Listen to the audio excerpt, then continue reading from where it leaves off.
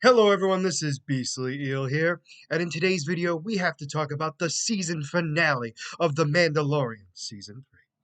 Now, I know what you're thinking, why there had to have been so much going on, and there was.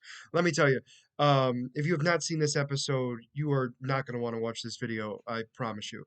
There was, just a lot of spoilers in the head, overall. Just like, it's hard to explain without telling you, but just you're gonna want to watch it. So anyway, we start off the episode with Bo-Katan and the rest of the Mandalorians running away, trying to get away from the Imperial base as quickly as possible. She's trying to contact what's it called? The guy who was in charge after her, in between her, I guess you would say, and explain that when he gets up there, he's to get everyone out of there because it was a trap, and the Imperials are going to try to take out the fleet. So he goes up, warns everybody, and tells them, "You gotta go, you gotta go, you gotta go." And so he gets everyone off, and he stays in the battle cruiser, I think is what that actual name of that ship is.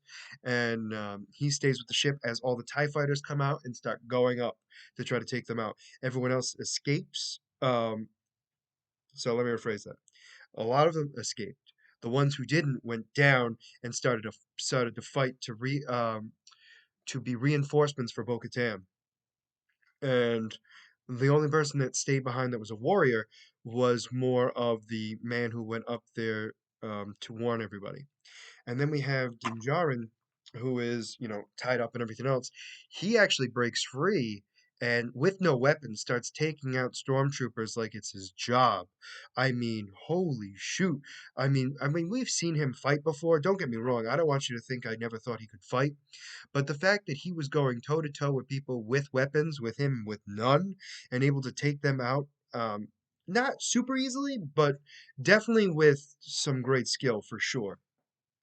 And we get our little Grogu coming out and dealing with the rest of them. He comes out and saves Din Djarin from being killed, which is always fun. And what happens next is they then try to look for Moff Gideon. Moff Gideon knows pretty much what's going on ish for the most part. He at least knows where everyone is in his base. I want to make that clear. So he knows that Din Djarin and the child is coming towards him and ready to do what they need to do. They go over to the control center, I guess is the best way to put it. And Moff Gideon's waiting for him.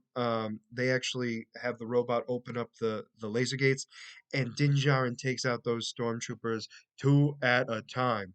Takes them out gauntlet style. I mean, boom, boom, boom, like they were nothing. And then at the end, he goes out to Moff Gideon.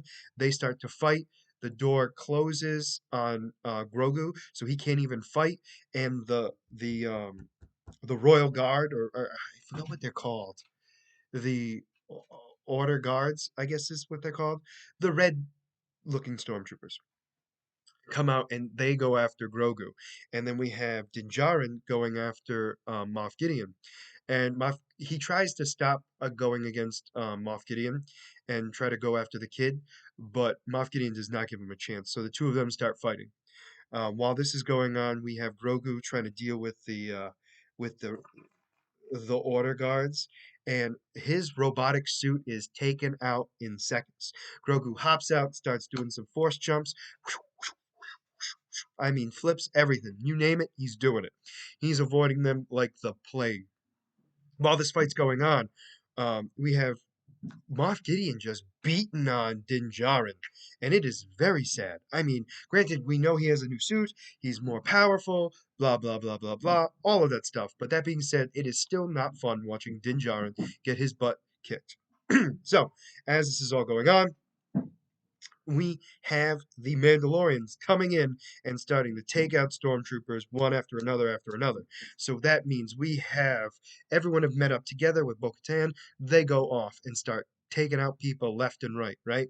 We have Bo-Katan with her dark saber. We have the armorer with a jetpack, first off, awesome, and her hammer tools, her smithing tools, her armoring tools, and just nailing stormtroopers out of the sky like they are nothing. we have all of these Mandalorians taking out stormtroopers, stormtroopers with Veskar armor. So this is not your regular stormtroopers, people. These are some higher class stormtroopers.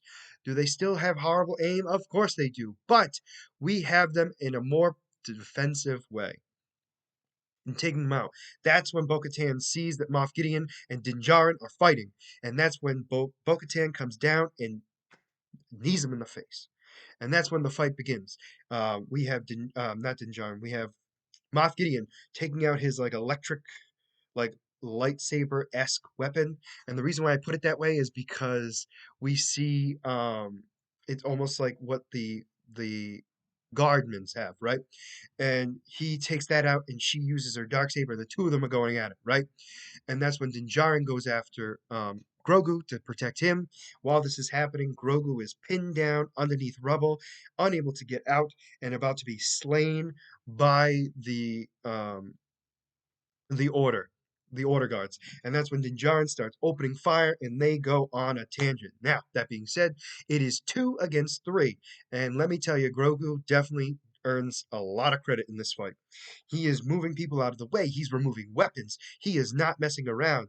Granted, Din Djarin is doing most of the actual fighting, but Grogu is 100% on defense, and he is doing his job. They take out those guards rather quickly. Granted, it is two of them working together, one a force user, one an expert bounty hunter, but overall we see that coming together, right? We go out there, they go out there. Bo-Katan is going toe to toe with him, right?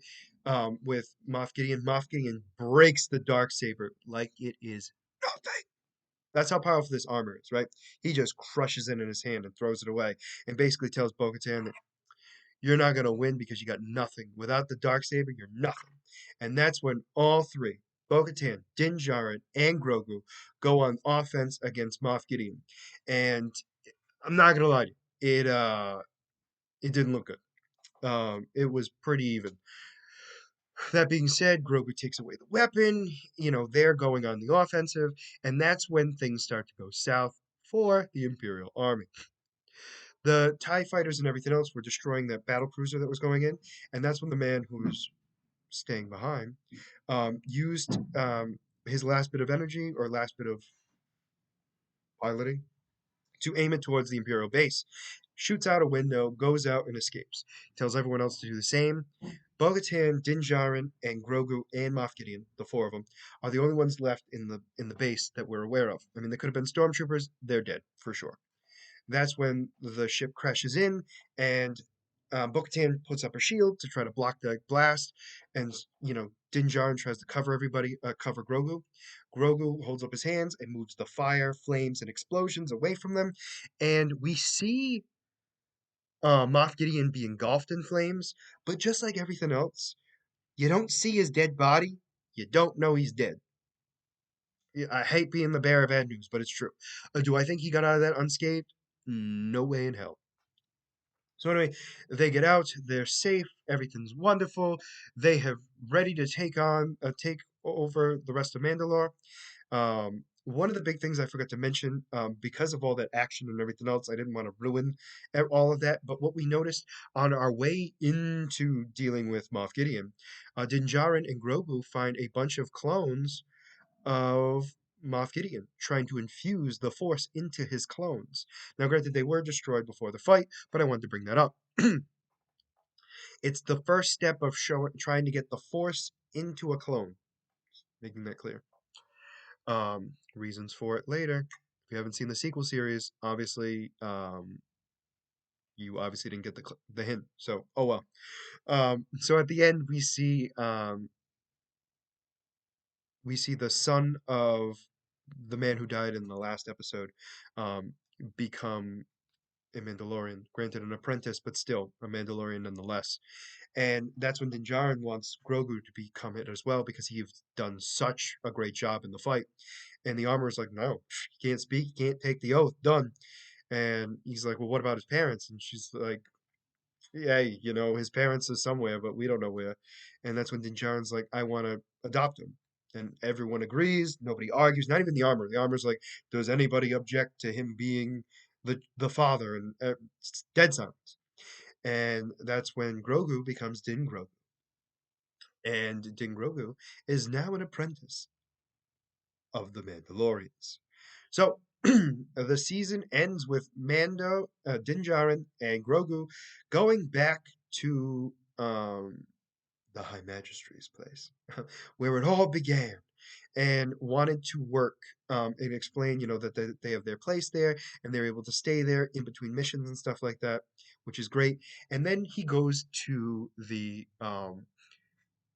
X X pilot, X-wing pilot, from the not the rebellion, from the Republic. I almost drew a blank. I do apologize. Um, the New Republic, and explain that if he ever needs a bounty hunter, he and Grogu will take care of it. And he's kind of like, well, that's not going to happen. We don't do that. And he's like, that's why you're not going to tell anybody because you know about my skill. And that, ladies and gentlemen, is how the season 3 of The Mandalorian ended. Wow, a lot. So we know there's got to be more. There's no way Moff Gideon is completely gone. I just can't see it happening. Where do I see the next season of The Mandalorian coming to be? If they do have one, because there's rumors that they might not. There's rumors that it might be a movie instead, and that would be the end of Din Djarin, but not the end of the Mandalorian story.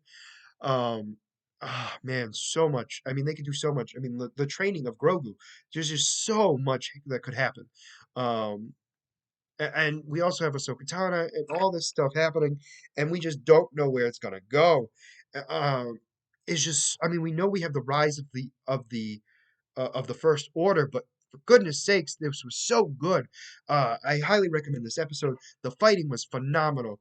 The story was incredible. Just the final fight scene and showing the power of the rise of the new First Order. Granted, they're not called the First Order yet, but we see that rise, that power that they're getting, really showing how easily it was for them to take power again because of their sheer power, because of that Dark Trooper armor that's mixed with Mandalorian vest guard, like all of this, right? Super excited to see where it goes. Let me know what you guys thought about this season in the comments below. Personally, I thought it was a great season.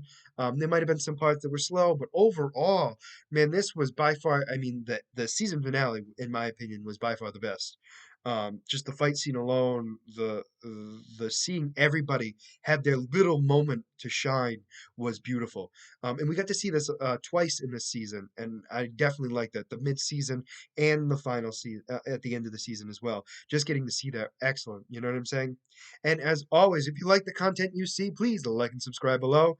Other than that, this is going to be Beastly Eel signing out. Have a great night.